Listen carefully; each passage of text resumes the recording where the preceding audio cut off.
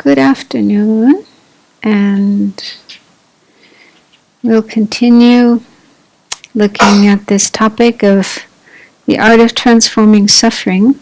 So up to now we have been looking at how suffering and problems are inevitable aspects of everyone's lives, and our usual kind of normal way of responding to them is such that we sometimes create even more suffering. We kind of add layers to the suffering that's there, and that's not very helpful. So we can learn ways of handling problems so that we don't increase them, add to them, and we can even learn from them. We can make them beneficial.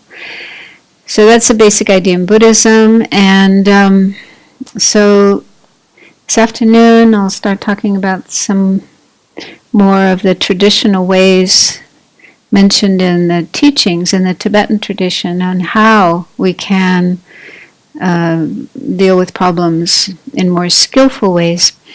So in the traditional teachings, there's two places where we can find this kind of material. One is the Lamrim, which I already mentioned, the Path to Enlightenment, which is like a huge collection of material and practices and so forth. And in there, under the topic of patience, which actually comes towards the end of the Lamrim,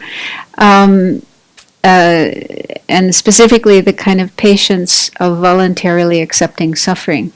So in there's lots of material, methods, ideas that are very, very useful, very, very practical for handling suffering and problems.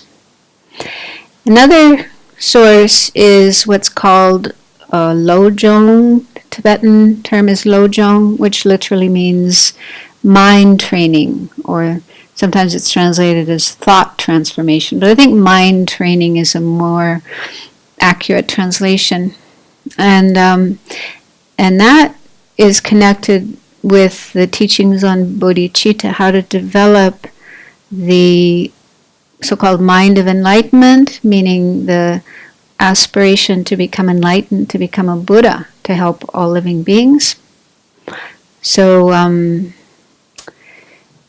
the context of that, there are methods or techniques on how to handle suffering and problems in a more wise and skillful way, and even make them part of the path. So there's this whole idea of transforming problems into the spiritual path.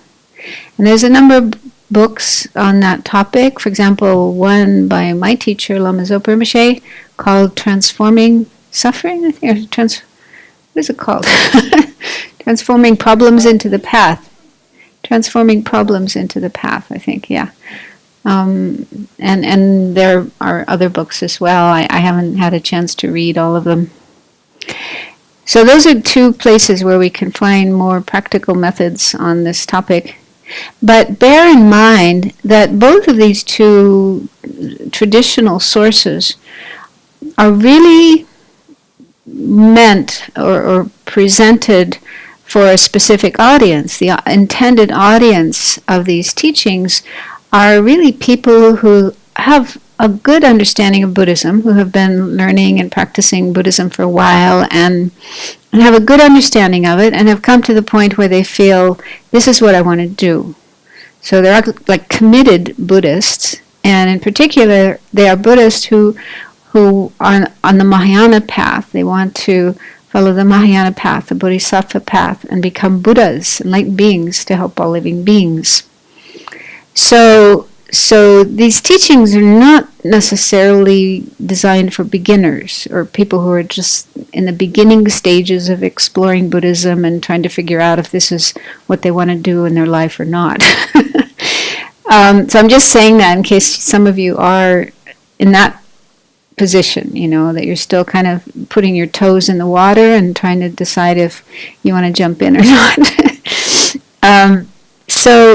So if that's where you're at, if you're still, like exploring Buddhism, you might find that some of these ideas, some of these methods are advanced, are difficult to accept, difficult to practice, and that's completely fine. Yeah. So just have that understanding that these teachings and practices are actually designed for people who are at a fairly advanced level of their study and practice of Buddhism. And so if you find yourself a bit lost or overwhelmed by it, that's understandable. Don't worry about it. Don't feel bad. We have a mixed group here, I think. There's some people who've been learning and practicing for decades, most of their life maybe, and others who are, just starting out. So, as I mentioned in the beginning, the Buddha always said we need to investigate his teachings using our own intelligence and our own experiences, and really think about and ask and question and have doubts and decide for ourselves if we are able to accept these ideas and these teachings and so on, and if they're useful for us. So I hope that at least some of these methods will make sense to you and will be things that you feel you can start incorporating into your life. Because I think some of them could be used by anybody, whether they're Buddhist or not. Yeah? Hopefully. Okay, so the basic idea we've looked at so far is that suffering, problems, difficulties, unpleasant, unsatisfying experiences that happen to us in our life are not necessarily bad.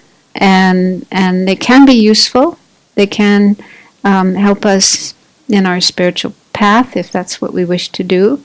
But even for those who aren't following a spiritual path, I think it's still useful to learn ways of dealing with suffering, because it can help us avoid a lot of unnecessary suffering, a lot of frustration, and maybe even worse, if you don't know how to deal with problems, you can end up in prison.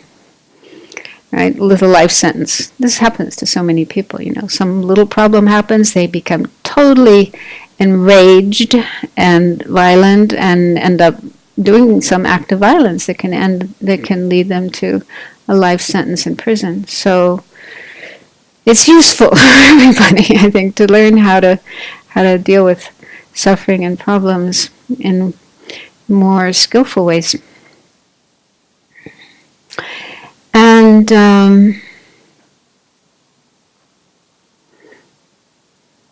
so one thing mentioned in these traditional teachings is that it's important if we can try to deal with our normal gut level kind of response to suffering, where we feel, I don't like it, I don't want it, it's bad. Okay, so I think we can all recognize in ourselves that when problems happen to us, this is our usual reaction. Even if I myself, after 40 years in Buddhism, I still have this, go away, I don't want you, leave me alone, I don't want this, and so on. So that's our usual feeling of aversion, dislike, resistance, not wanting it. Okay, so that kind of response, that kind of attitude can lead to problems if we don't deal with it. So I'm going to mention some quotations from a text called The Guide to the Bodhisattva's Way of Life. Some of you may have read or received teachings on. It's composed by an Indian master named Shantideva, who lived about 1,000 years ago. And it's regarded by the Tibetans. I think all the different schools of Tibetan Buddhism use this text and have a great deal of respect for this text. It contains a wealth of wonderful, wonderful ideas and practices to help us follow the path, particularly the Bodhisattva path towards enlightenment. So one verse in there is particularly helpful. I really like this one. It goes like this. It says, "Why be unhappy about something if it can be remedied? And what is the use of being unhappy about something if it can't be remedied?" So the basic idea there is when a problem happens, we usually feel unhappy about it. We don't want it. We don't like it. Okay? And then our mind, if we're not careful, our mind can get into other kinds of, poor me, why me, is this going to last forever, blaming others, and so on and so forth. So we can make a big story out of it and increase our suffering, shoot more arrows at ourselves. And so what he's saying here, there's two parts to this. One is, why be unhappy about something if it can be remedied? So sometimes we just don't think about that. We just don't think to look for a remedy, a solution. Yeah? Have you ever noticed that? We just kind of complain and be unhappy and, oh, isn't this awful and awful? And sometimes there's actually something we can do, something practical, to at least try to find a solution, try to remedy the problem. So that's what he's saying, if there's a remedy, if there's a solution, something you can do about the problem, then do it. Don't just sit around and be unhappy and complain, right? That's kind of makes sense. So sometimes just applying that, we can find a solution to the problem, and then the problem is solved, it goes away. But other times there isn't a solution, there isn't a remedy, there isn't something that can be done about it. It's beyond our ability to change or remedy. And so he says there, in that case, if there is no remedy, what's the use of being unhappy about it? I mean, being unhappy and then having all these other kinds of reactions, poor me, isn't this awful, it's going to last forever, and so on and so forth. Does that help? Do those things help? I think we've already looked at this and discussed it, and it's hopefully clear that it doesn't help. And not only does it not help, it just makes things worse. Because on top of the problem, the basic problem, you have these additional layers of mental suffering, mental unhappiness. So you're just sort of adding more and more and more layers. So you have a problem sandwich, a big thick, club sandwich of problems instead of just the basic piece of bread there. So I don't know, for me it's just really beautiful. It's so useful, so practical. And just to give an example, one time I was in retreat, doing a long retreat in Spain, and there was one point in time, it was about this time of the year, July, and we had this heat wave. It was super, super, super hot. And I was staying in this little hut, basically, and I don't think there was any insulation in the roof. It was kind of a low roof. And no shade, no trees around to shade. So like all day long, the sun was just shining on the roof, baking. So inside it became like an oven. Really felt like an oven in there. and it would stay hot all night long. It wouldn't cool down during the night. So it was hard. During the day it was hard. It was hard to meditate. And then at night it was hard to sleep. So it was really, really unpleasant. And I was really suffering and really unhappy about this. And so I pulled this quotation out and asked myself, okay, is there anything I can do about it? And there was there's no electricity there, so I had no fan or air conditioner, so I couldn't, there's no swimming pool around or river where I could go and jump into and cool off. So those kind of things weren't available.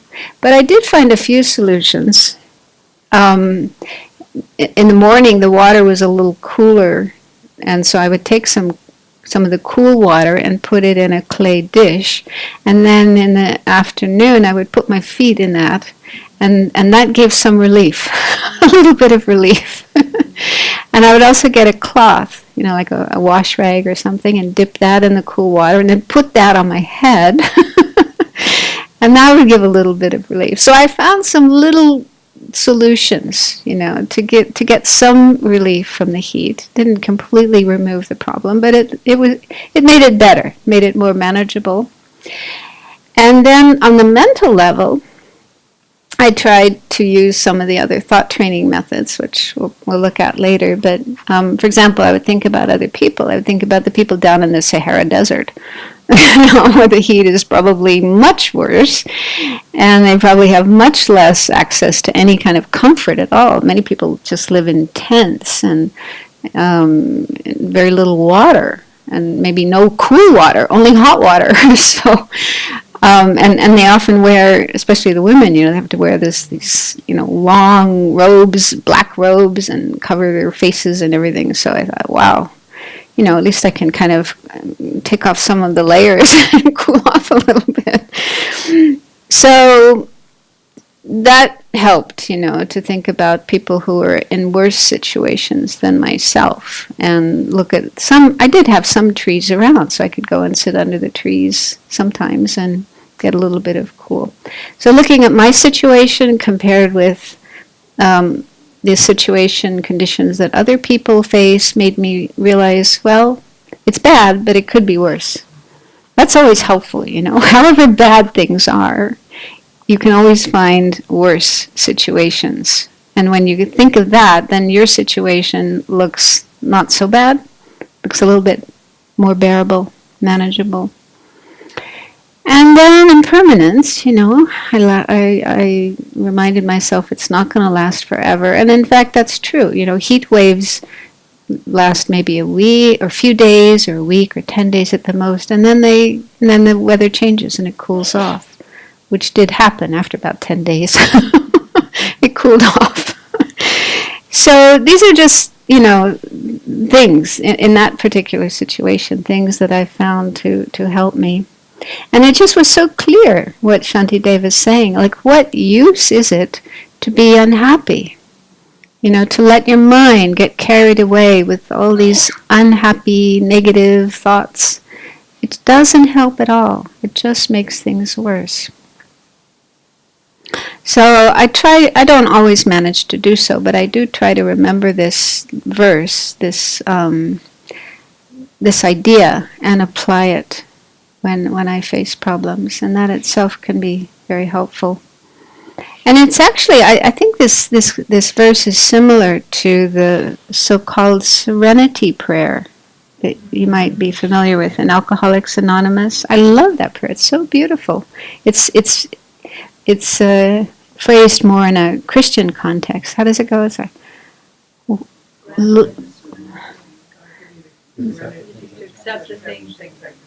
to accept what can't be changed, and the wisdom to know the difference. That's wonderful.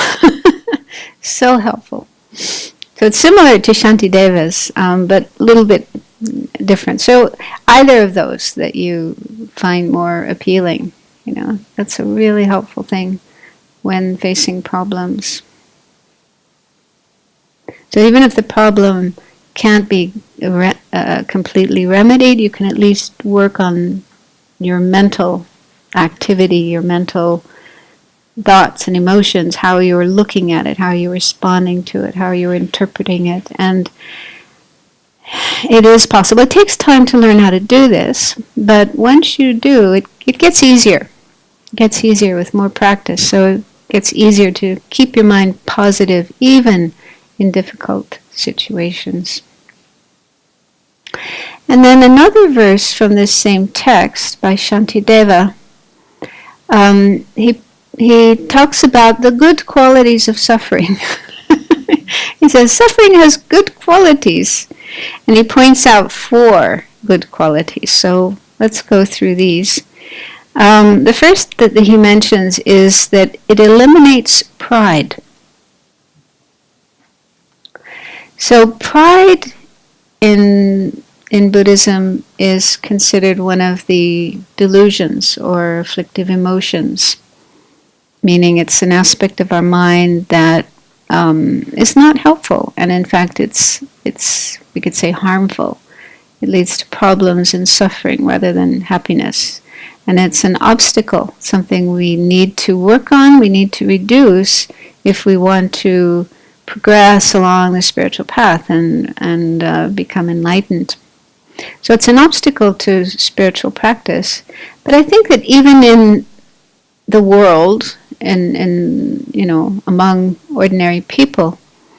If we think about a person we know or meet or hear about who has this quality of pride and arrogance. Now, sometimes the word pride may have a somewhat positive connotation, like being proud of your children. If your child did really well in school, you'll feel proud of your child. So we're not talking about that kind of thing, but pride is where we feel we are superior to somebody else or to other people, and it could be in terms of our intelligence, of our physical appearance. I'm so great looking, I have such a great body, and I can do so many things, and so on and so forth. So we are kind of focused on certain attributes of our body or mind or wealth or level of education or level of job or whatever. So there's many different things we could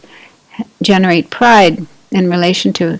And usually, this is actually, I think, the characteristic of pride, we feel we are superior to other people, and so it causes us to look down on certain people who we feel are inferior.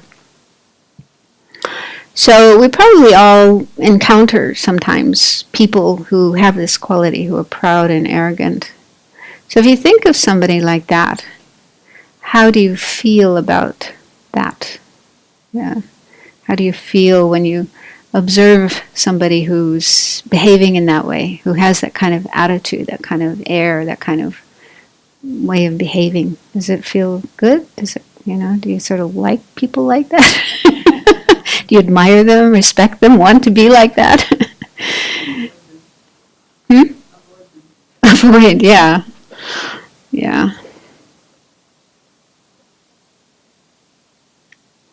So I think generally in the world, among ordinary people, we don't like pride. We don't think that kind of pride, arrogance, conceit is a good quality, is an admirable quality, is something that, that we like, and instead we see it as, something kind of negative.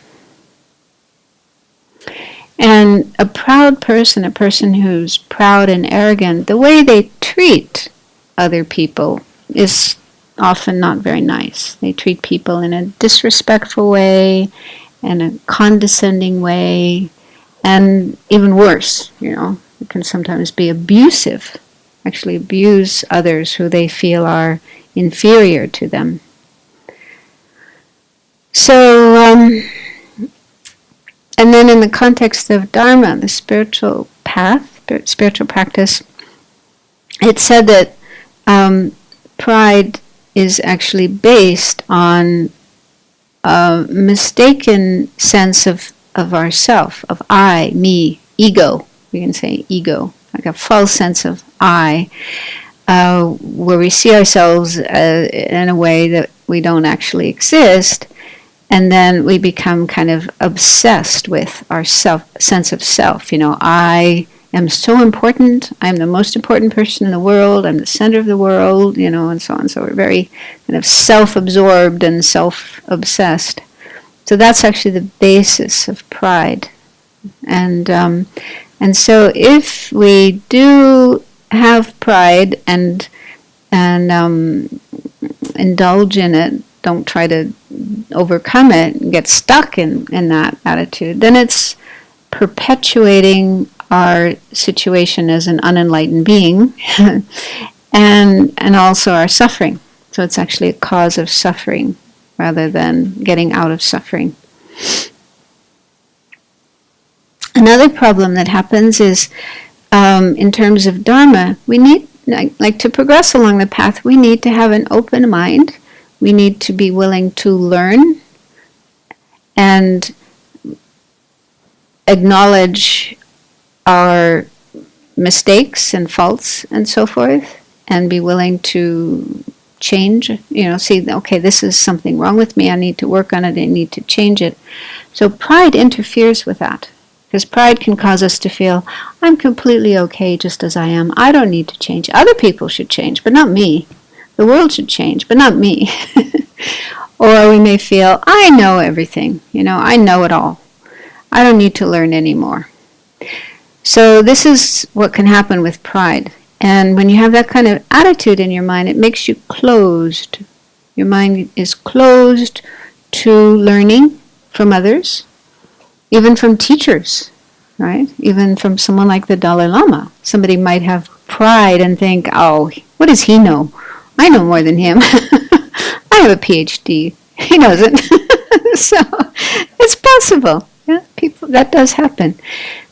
People can even feel superior to those who really do have a lot of knowledge, and not just intellectual knowledge, but wisdom, real wisdom, and realizations.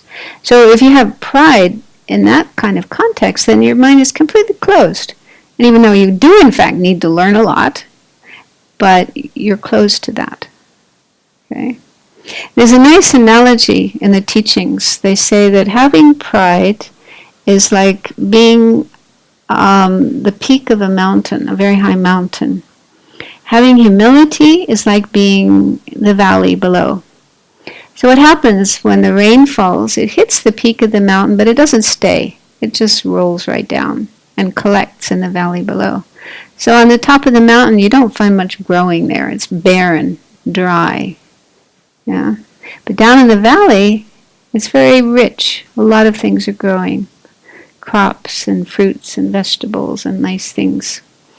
So in a similar way, if we have an attitude of pride and arrogance, then it's like we think we're way up here. But when the rain of Dharma, whether it's coming from actual spiritual teachers or even from ordinary people, we can often learn a lot just from people we meet, family members, friends, neighbors, people in the street. So a lot of people have wisdom we can learn from. But if we have pride, then the rain of Dharma or wisdom just comes in and rolls right off. It doesn't stay in our mind. And so there's no growth of knowledge, of experience, of wisdom, of good qualities. Our mind is like barren and dry, like the peak of a mountain. But if we have an attitude of humility, then our mind is like open, and we're willing to accept wisdom, knowledge, teachings from our teachers and other sources as well. And so then that is like rain to nourish the growth of good qualities. We'll have a lot of good qualities growing in our mind. I don't know, for me that analogy is very helpful to understand the dangers of pride on the one hand and the benefits of humility, which is the opposite. And it's also nice to look at His Holiness, the Dalai Lama. I think, to me, he's a very humble person, even though he has amazing knowledge. He's an incredible scholar, incredible knowledge, and, of course, a practitioner, incredible, good qualities and realizations and so forth. But he's not at all proud or arrogant. He's really, really humble. That's what I observe in him. He's respectful of other people. Even, when he walks down the street or walks through a crowd, he talks to just ordinary people and children and pets, dogs, and, he's just really genuine respect for everyone, for every person, every being. And he's willing to talk to and listen to and learn from people, ordinary people, people of other religions, scientists, and so forth. So that, for me, that's a really good example of humility. And I think that's probably one of the things people really admire so much about the Dalai Lama, that he's genuinely open, caring, and humble. So then what Shantideva is saying is that encountering problems helps us to have less pride. How do you think that works? So for me, I find that that things are not the way that I had arranged them in my mind. So I could be wrong. Yeah.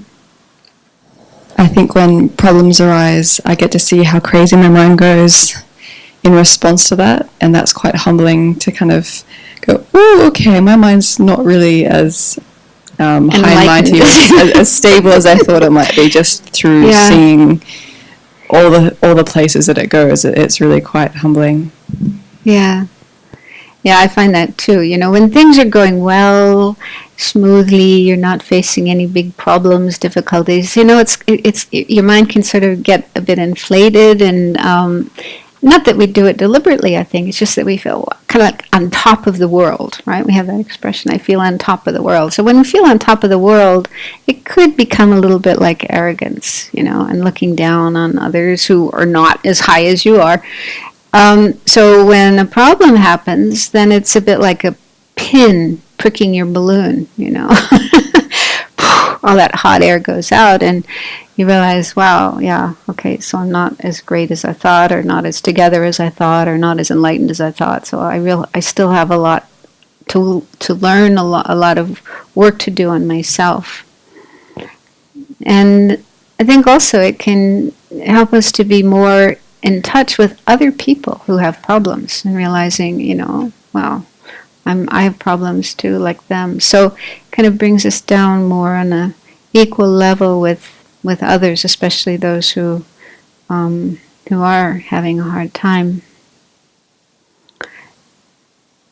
And that actually leads to the second point mentioned by Shantideva. He says, suffering causes compassion to arise for others in samsara. So again, when we are going through a time of things going well, not too many problems, difficulties and so on, then we may feel more cut off and distant from people who do have problems. Again, not that we do it deliberately, but it's just that we're so focused on me and, you know, my success and what I'm doing and so on. And so when there's people around us who aren't doing so well, we may just not notice them, not pay attention to them, not really be aware of what's going on with them. But again, when we face a problem and we are experiencing difficulties, suffering, pain, and so on, then that puts us in a situation where we can have more awareness and empathy for other people who are in difficulties. And in fact, I think it's quite difficult to really understand the suffering of others if we don't have suffering ourselves. You know? If we never go through any problems or difficulties in our own life, then how can we really understand other people's suffering? We can try, yeah. Sometimes people don't even want to try. They don't want to know. But even if you do wish to understand the suffering of others and try to understand their suffering, it's difficult if you haven't tasted that yourself. For example, somebody once told me, somebody who suffers a lot from depression, said that some friends and even family members say, well, why don't you just get out of it, you know, just get yourself out of that state. Be happy.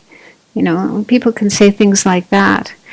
They're trying to be helpful, but that kind of comment can actually be very hurtful because you feel like you don't understand. You don't understand what it's like. I would love to be happy like you. I just can't do it. And so that kind of comment can even seem sort of cruel and unfeeling and doesn't feel compassionate at all. Whereas somebody who does know what depression is like, who has had experience of depression, you know what it's like, and you're not going to say those kind of things. Instead, you maybe sit down with the person and invite them to talk and tell you how they're feeling and so on, and you feel much more that they're on your level.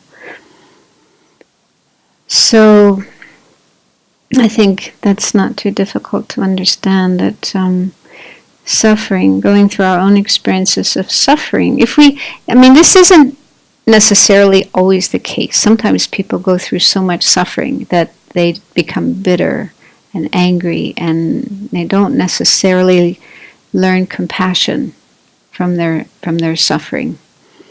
They may even become violent, cause suffering to others.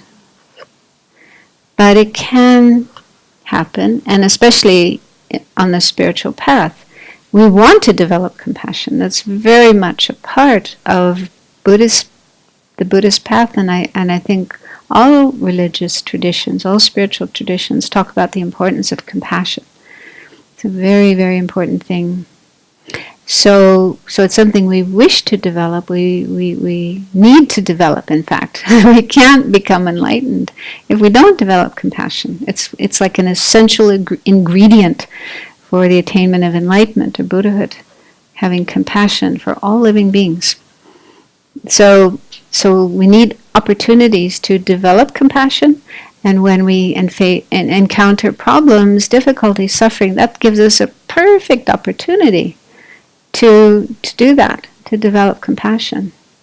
So when we face some kind of problem or difficulty, initially, we might still have this old habitual reaction of, oh no, this is terrible, I don't want this, and so on. But hopefully at some point we'll remember this and think, okay, well, this is a time when I can think about the suffering of others and think about other people, other beings who have similar problems to what I'm going through right now. I'm not the only person in the world who is suffering. Other people are suffering too.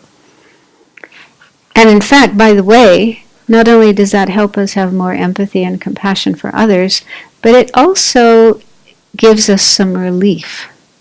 Because what can sometimes happen is when we're facing some problem, we tend to become somewhat self-absorbed, and it can seem as if we are the only person in the world who's suffering. I think we talked about that already. It seems like that. And if we get caught up in that idea, that worsens our suffering, because not only do we have suffering, but we also feel alone and isolated and cut off from others, almost like, you're on this island all by yourself, and everybody else is over there on the other shore just having a party, having a great time, and here you are all alone, miserable. So that idea, which actually isn't true, it's another one of these kind of false things that our mind invents, it just makes you suffer more. That sense of being distant, cut off, isolated from others, and the only one who's suffering. So that intensifies the suffering. So by reminding yourself that you're not the only one who has suffering, other people have suffering too. Even the same kind of suffering you have, there's lots of other people who have this. So then you don't feel that distance and disconnectedness, and instead you feel connected. You feel connected with other people, lots of other people. So that suffering of being isolated, that illusion of being isolated, I should say, is relieved, and you feel more connected with others. So that can give a little bit of comfort to your suffering. And then on top of that, it also helps to develop compassion. Compassion being the wish for, usually it's just explained as the wish for others to be free of suffering, but we also need to include ourselves in that, the wish for ourselves and others to be free of suffering, the wish for everybody, all beings, to be free from suffering, the wish for all beings to not suffer. So that's the meaning of compassion. And sometimes people think that if you have compassion, you have to make yourself really busy and get out there and do things to relieve suffering.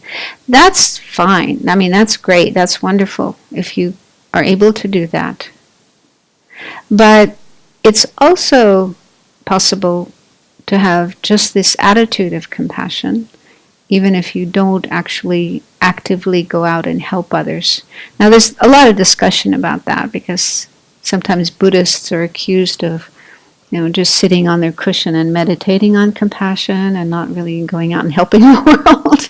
And in fact, the Dalai Lama, I've heard him say that. He said, we Buddhists talk about compassion, but the Christians are doing it. They're actively out there, helping people who are poor and hungry and dying and sick and orphans and so forth. So he said, we should learn from them. We should be more like them. And that is happening. There are more and more people and organizations that are, somebody mentioned this morning, engaged Buddhism. Yeah. And of course, Sravasti Abbey is doing this as well. So, but it's also, just realistically, there's such a huge amount of suffering in the world, and we're just one person. We only have one body, one pair of hands, one pair of legs, so we can't be all over the world helping everybody who is suffering. So it's good to know that it's okay to have compassion in your mind, meditate on compassion, do prayers and so forth, generate this wish for others to be free of their suffering, and imagine sending this positive energy out to them, and that too is a practice of compassion. So we shouldn't belittle that or think that that isn't enough. It is enough. So we can do both. We can do physically what we can to relieve suffering in our own community or family, even in your family, your circle of family and friends. Often there are opportunities for you to put compassion into action, helping those who are suffering. So we can work on that level, but then with regard to the people and the beings who are further away and we're not actually able to physically go there and help them, we can still have compassion for them and work on a more spiritual level with prayer, meditation, and so on and so forth, and also make it our motivation for practicing Dharma. This is very much emphasized, that whenever we do meditation, prayer, any kind of Dharma activity, or even eating and sleeping and so forth, that we think that we're doing this for others, for all living beings, to become enlightened and be able to help all living beings. So that's incorporating compassion into our daily life. Compassion for all beings, not just the ones immediately around us. Does that make sense? And also we need to understand our limitations, because even with those people who are around us, family, friends, and so forth, and they are suffering, and we may be trying to relieve their suffering, but we have to accept that we may not be able to. Even if we do everything we can to try to relieve their suffering, we may not be able to relieve their suffering. So it's important to accept that, because it said even a Buddha isn't able to do that. Even a Buddha cannot remove the suffering of others. You've probably encountered this quotation. I think it's from the Lotus Sutra, where it says, Buddhas cannot remove suffering the way we take a thorn out of our flesh. Yeah, it's just not possible, because each person, each being is responsible for their own suffering. They have, not willingly or consciously, but due to ignorance and other factors, they have created the suffering that they find themselves in. And only they can undo that. Only they can do what needs to be done to free themselves from suffering. Of course, we can help in certain ways. If someone's hungry, we can give them food. If they're thirsty, we can give them drinks and so forth. If they're depressed, we can say comforting words. So we can, to a certain extent, relieve the suffering of others, but not always and not fully. And it's important to understand that, because otherwise we may get frustrated, really, really trying so hard to relieve somebody's suffering, but not able to, and then we may get discouraged and frustrated and maybe beat ourselves up and think we're so lousy because we failed and so on. And if that happens, if you get into that state of mind, then there's the danger of, giving up altogether and thinking, this is too hard, I can't do it. I think there's a term for this, compassion fatigue, compassion burnout, which I think happens also when people are trying to do too much. They're involved too much in helping others. When I say too much, I mean going beyond their abilities and maybe not taking care of themselves properly, so they get burned out. So we need to work in a balanced way. We need to be aware of our own needs, take care of ourselves, do a certain amount of self-care, make sure you're healthy, make sure you get enough sleep, make sure your mind is happy and not depressed. So you need to take care of yourself and take care of others to avoid this problem of compassion fatigue. So we need to do this in a balanced way. Okay, then, and also it's also helpful to remember impermanence. We were talking about that earlier, that suffering is impermanent. So that can help as well. Although people sometimes say, yeah, but what about somebody who's dying of cancer? It's 4th stage cancer, incurable cancer. How can you say that suffering is impermanent? Well, it will end, even if they die from it. But we're all going to die anyway, one of these days, from something. If it's not cancer, it's going to be something else. So death is an inevitable thing. And from the Buddhist point of view, when somebody dies, it's not the absolute end of them. Their mind, their consciousness will continue and take another life, another rebirth, and hopefully, maybe, they'll be in a better situation next time around.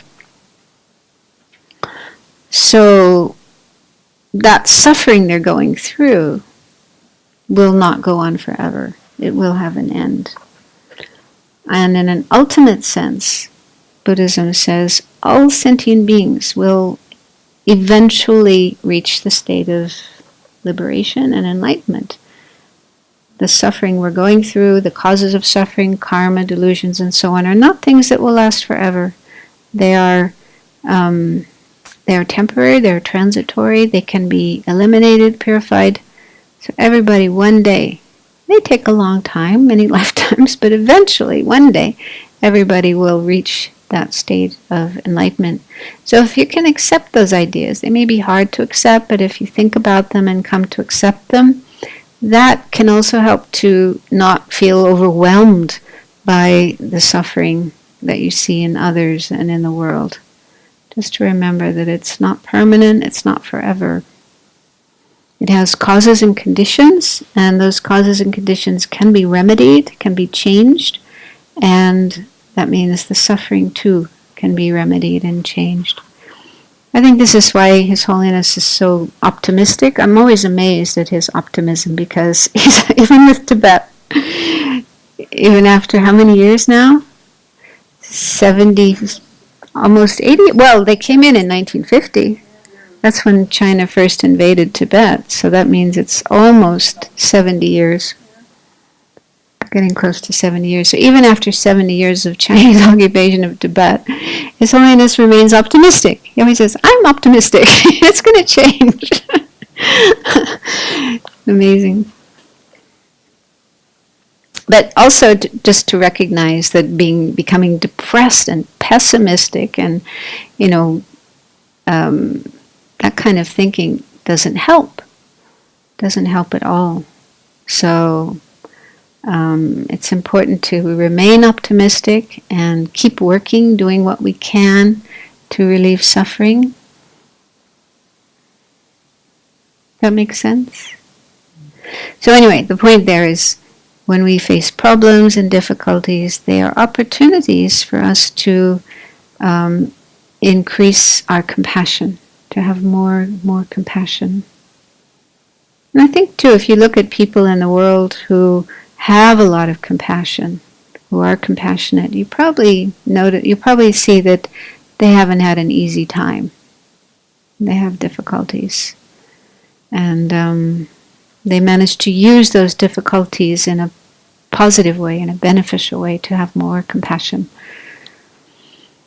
Okay, then the last thing, actually two, points that Shantideva mentions, the good qualities of suffering. He says, one becomes careful to avoid negative karma and inspired to like virtue. So these 2 points are related to karma. And I don't know how all of you feel about karma. Some people in the West have difficulty with the idea of karma. If you have trouble accepting karma, these points may not be helpful for you, but I'll talk about them anyway for those who can accept karma. So just briefly, the Buddhist teachings on karma are actually very complex. It's a very, very complex subject, but basically it means that karma, the word karma means action. So it means that when we do actions, intentional actions, those an imprint, like a footprint, is left in our mind, in our consciousness, and that imprint stays there in our mind unless it meets with some counter forces to eliminate it.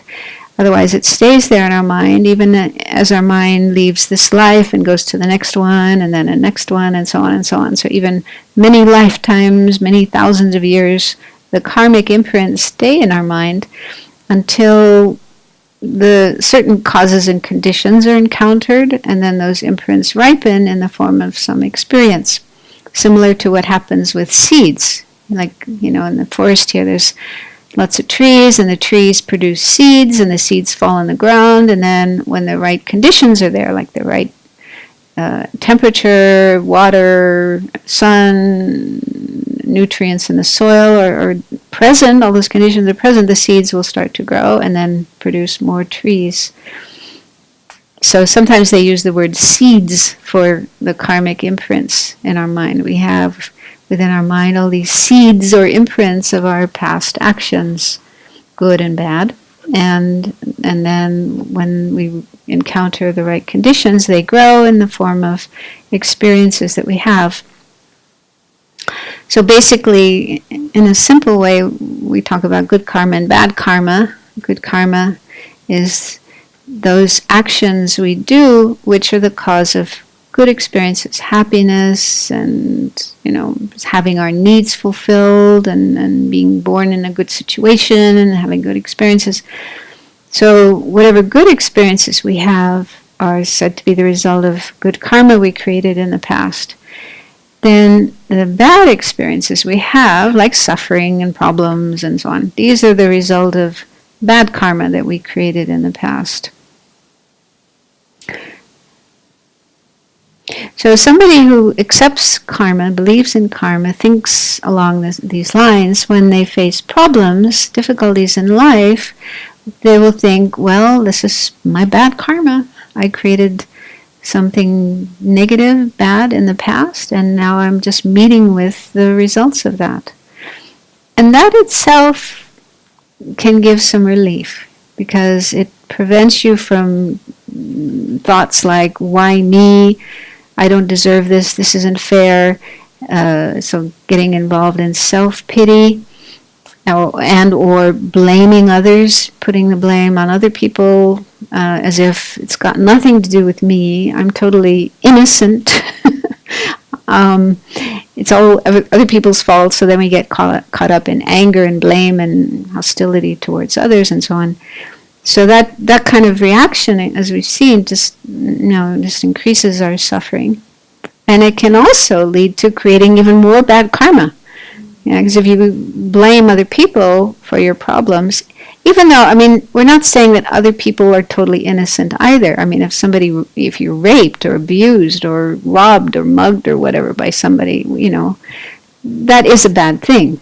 We're not saying that's not a bad thing. It is a bad thing. They're doing something bad. But the Buddhist view is, why me? Why did this happen to me and not somebody else? Not everybody has this kind of experience, so maybe I have something to do with it. So the Buddhist view is, well, yes, in not necessarily this life, but probably past life, I may have done the same thing myself. I may have treated other people once or more than once in the same way. I may have done that same action myself. Not just may, but definitely. Yeah, if we're experiencing that kind of suffering ourselves, that means we did do it in some fashion or another. We did do it to others. And that's why this is happening to me now. That can be hard to accept, hard to, be comfortable with. So it may take some time to think about it. But it is helpful. It's very, very helpful. And it doesn't mean that you then condone the other person's wrong action. You can still condemn it. You can still say that was a bad thing to do. That was a wrong thing to do. They shouldn't have done that. But it helps you to avoid, putting all the blame on the other person and feeling I'm totally blameless. I'm totally, free of any responsibility here. So, and it just puts the whole thing in a context that helps to relieve the suffering. For example, the Tibetans, at least some of the Tibetans, will say that what happened to them, what happened to their country under the Chinese, was the result of things they did in the past. And they even point to, long ago when the Tibetans were pretty rough people. They were riding around on their horses and conquering people and killing people and, pretty naughty. So just, looking to that, you can say, well, we used to do that ourselves, and now it's happening to us. So there's a reason for it. So again, it's not to justify or condone, what the Chinese are doing, but just to explain it, the why this is happening. And if you have an understanding of why this is happening, it can help your mind to be more calm and accepting of what's happening rather than feeling it's totally wrong and unfair and unjust and so on. Does that make sense, what I'm saying? So we have to be careful with karma because, we don't want to use the idea of karma to then put all the blame on ourselves and hate ourselves and think, well, I'm bad, I'm horrible, I created so much bad karma, I'm a horrible person, and then get into beating ourselves up. So that is not the correct use of karma, okay? Is that clear? Because as I said before, most of the karma we have came from past lives. We do create karma in this life, but they say usually it takes one life or more for the karmic seeds to ripen. So most of the things happening to us in this life are the results of actions done in past lives. And it's not really me who was that person in the past life. It's not me, Sangye Khadro, this Buddhist nun, who did those things. It was some other person. We just share the same mental continuum. And also Buddhism says there is no permanent, inherently existing self or I or me, who goes from life to life. That kind of thing doesn't exist. Just so each life, we just have this set of aggregates, body and mind, and, they're changing all the time. So we need to take away the idea of a permanent, real I who creates bad karma and then experiences the results of that bad karma. So it's best to remove that whole idea. And if we can do that, that can help us to just look in a more objective way, in a more rational way at this whole situation and not take it so personally and not feel I'm a bad person. Because this does happen, I think, when bad things happen to people, they sometimes think, oh, that must mean I am bad. Yeah? I am a bad person. If I was a good person, then I wouldn't have bad things happening to me. So that kind of idea is not accurate, is not correct. We may have done, not may, but we have done bad things in previous lives and in this life, but that doesn't mean we're a bad person. Okay? It's only because of causes and conditions, mainly ignorance, not knowing the true nature of things, and that messes up our mind, how we perceive things. We get into anger, attachment, jealousy, pride, all these delusions. Motivated by them or controlled by them, we create actions. Most people really don't understand what they're doing, what's going on. Sometimes we just act instinctively, blindly, and without a full understanding. So it's just not appropriate to blame ourselves. It's also not appropriate to blame others. Most of the time we really don't know what we're doing. We're just confused. That's the basic problem: confusion, ignorance. So it's important to have a sense of compassion and forgiveness for ourselves and for others when looking at this point of karma. But anyway, so how karma, so Shantideva is saying that suffering is helpful to make us determined to avoid bad karma and create good karma. So the way that works is, if we face a problem, difficulty, bad experience, we can think about karma and think, this is happening to me because I did some bad things in the past. I created some bad karma in the past. So now I know what is the result, what is the outcome of doing those actions. And I don't like this. I don't want to have this happen to me again in the future. So if I don't want more experiences like this, I have to make sure that I don't create that kind of karma again. And if I want the opposite kind of experiences, I want good experiences, pleasant experiences, nice experiences, then I need to create good karma. Does that make sense? So you use this experience, this problematic experience, to think about karma, and it's like a lesson, a teaching in karma, the importance of refraining from bad karma and creating good karma.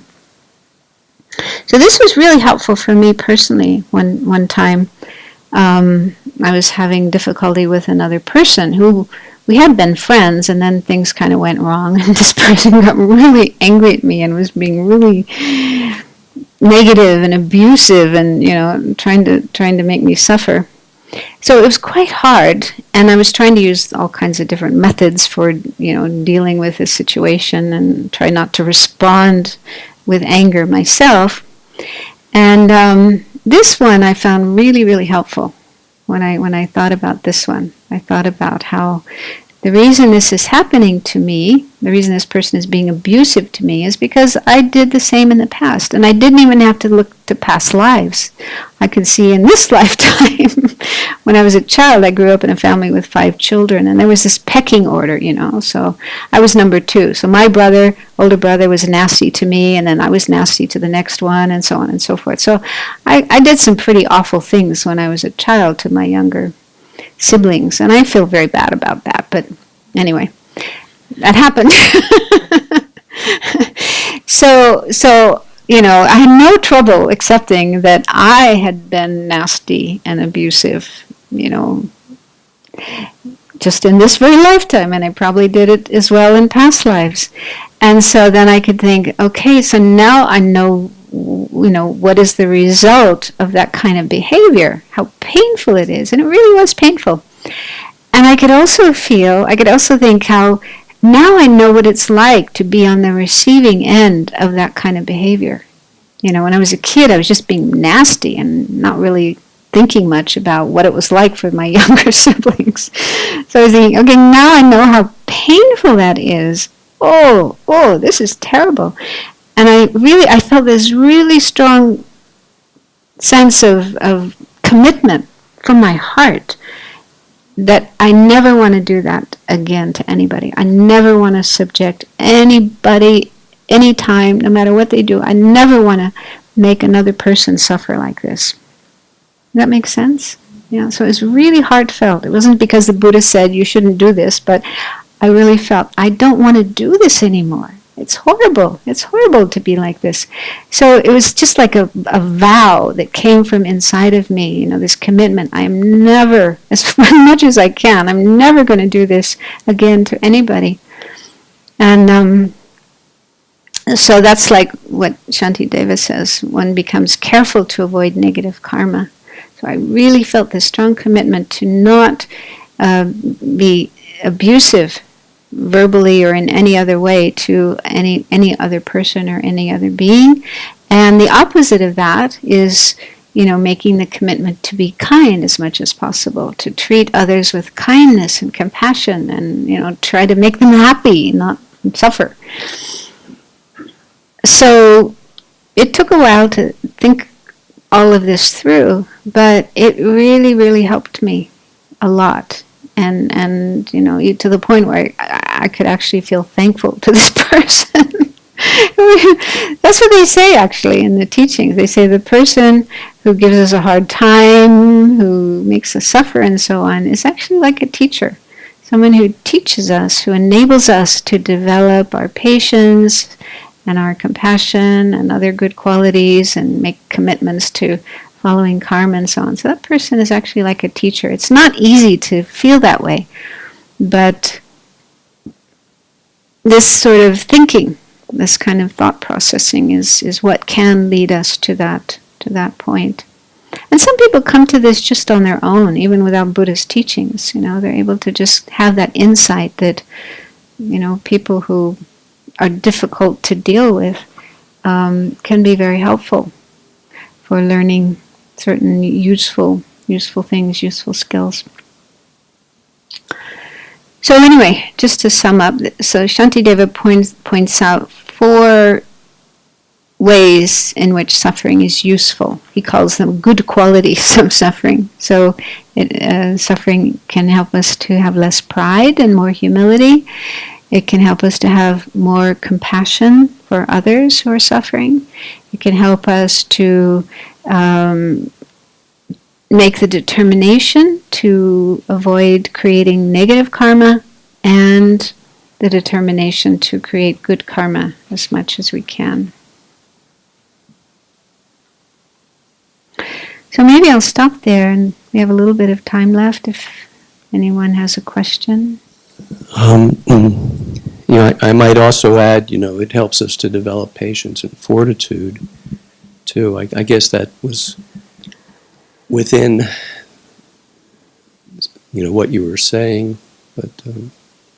Yeah, Shantideva himself didn't specifically mention that, but it's in the Lamrim. Yeah. That is a whole type of patience, of voluntarily accepting suffering. So the point there is, when we experience problems and suffering, it can help to strengthen our patience.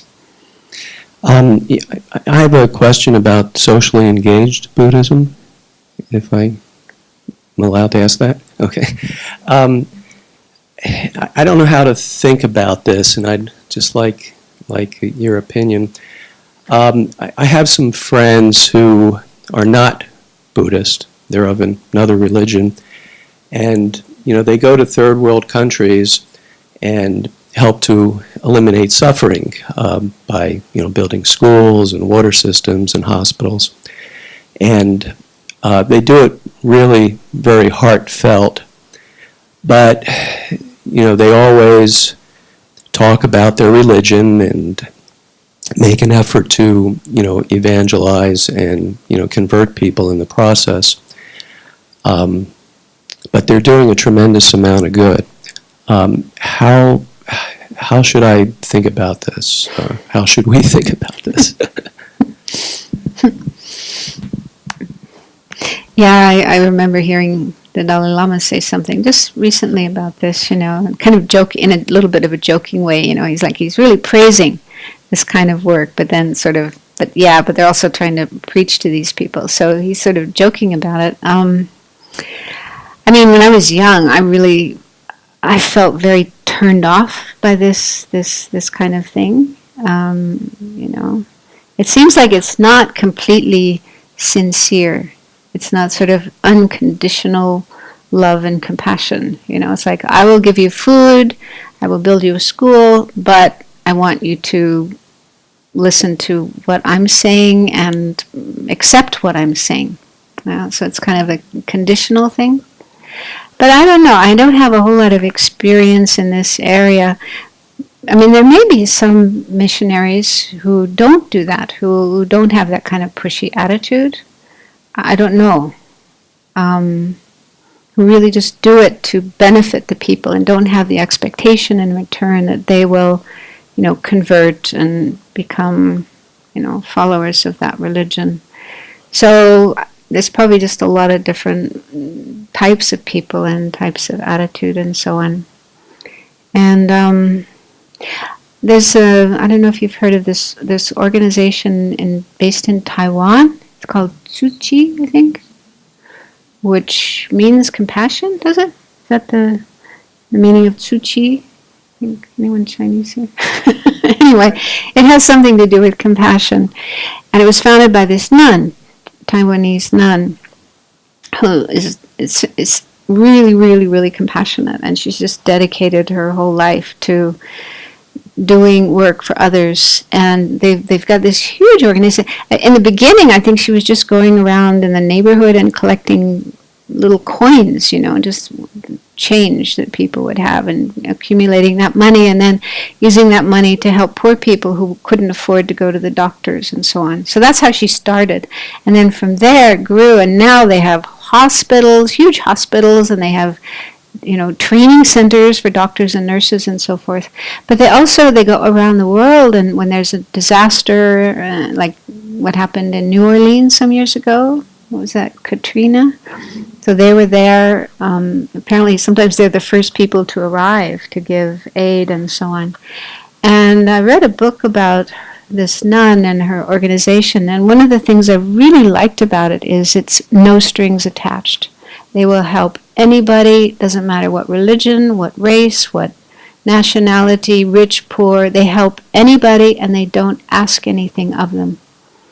And I really, really like that. I really admire that. I really respect that. It's just helping to relieve their suffering and not expecting people to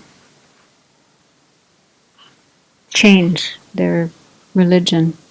But I also feel on the side of the Christians, because I have a couple of siblings who are kind of fundamentalist Christians. And I think that according to their belief system, they see it as a service, to convert people, because their belief is, unless you are a Christian, unless you believe in God and Jesus and so on, you won't go to heaven. You go to hell. So they want to save people from going to hell. So they do have a good intention.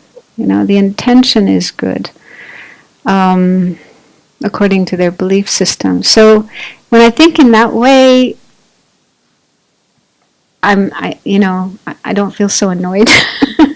I don't agree with that approach, but I can also see that the motivation behind it is a good one, is a positive one. Yeah, and sometimes people say, well, why don't the Buddhists do that? Why don't the Buddhists go out and preach and, try to convert people? But the Buddha himself was completely against that. He actually, told his followers, don't teach the Dharma unless people want to hear it.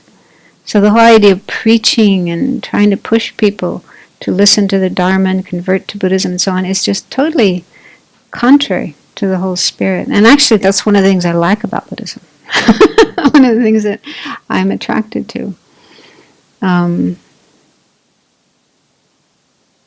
Anyway.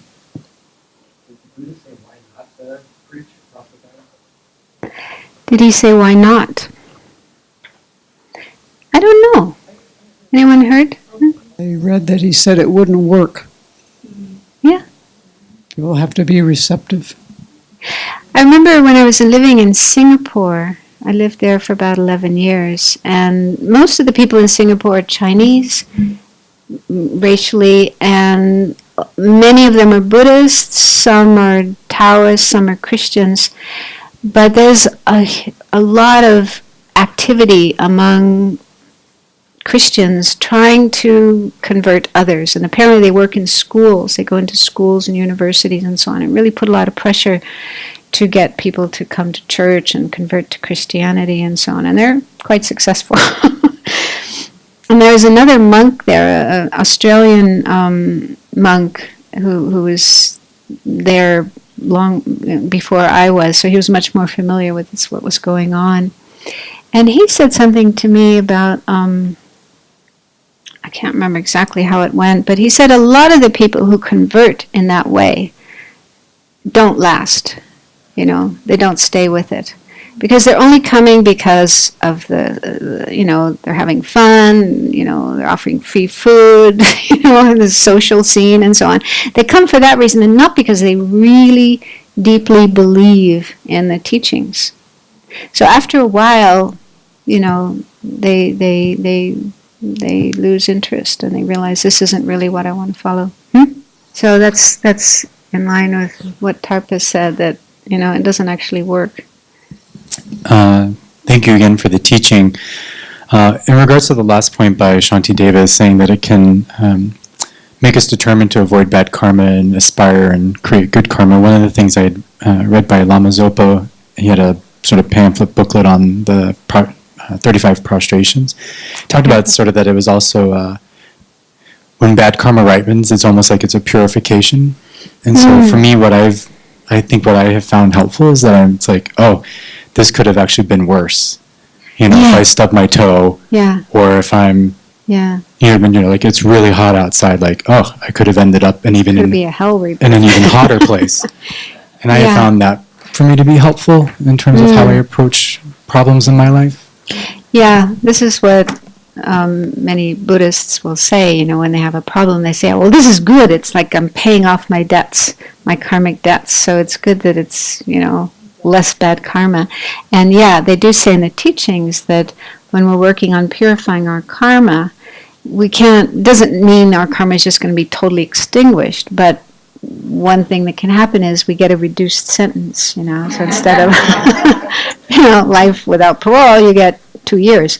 So instead of a hell rebirth, you get a headache or a fever or something. So that can help. If you can accept that, if you can believe that, that can help to not be so miserable when bad things happen. Just thinking about positive karma, when that ripens. I mean, in my life, I've been very, very fortunate as well. And sometimes I look back and I think I've done absolutely nothing to actually create the causes for the kind of brilliant karma that has ripened in my life. And it can be quite worrying. You think to yourself, you're wearing out, you're burning out all this good karma. So I'm just saying it's also good to remember, to work with that as well, to dedicate the merit of that. And because, you could just burn it up if things go well. Yeah, it's like, getting your paycheck and then spending it all and not having enough for next week. So, we do need to replenish our good karma. So, the view in Buddhism, and especially in the Lam Rim, is that this human life we have is so precious. We are experiencing the results of a lot of good karma we created in the past, but we shouldn't just sort of relax and enjoy ourselves. We should use this life to, create more, as much as we can, more good karma for next life and future lives and ultimately enlightenment. So that's why Lama Zopa Rinpoche in particular is really, use as much time as you can to create good karma. Create as much good karma as you can in your life. And, so try to avoid the bad and create the good as much as possible. But within reason, not sort of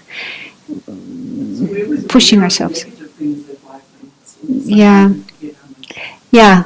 Sometimes they talk a lot more about negative karma and not so much about positive karma. And, it's good to remember. Maybe that's the negative bias of the brain. Focusing more on the negative. But we do have to remember to create good karma. And also appreciate when good things do happen to us, This is a result of good karma we created in the past, and we need to make sure we continue creating more of that for the future. So, another good note to stop on.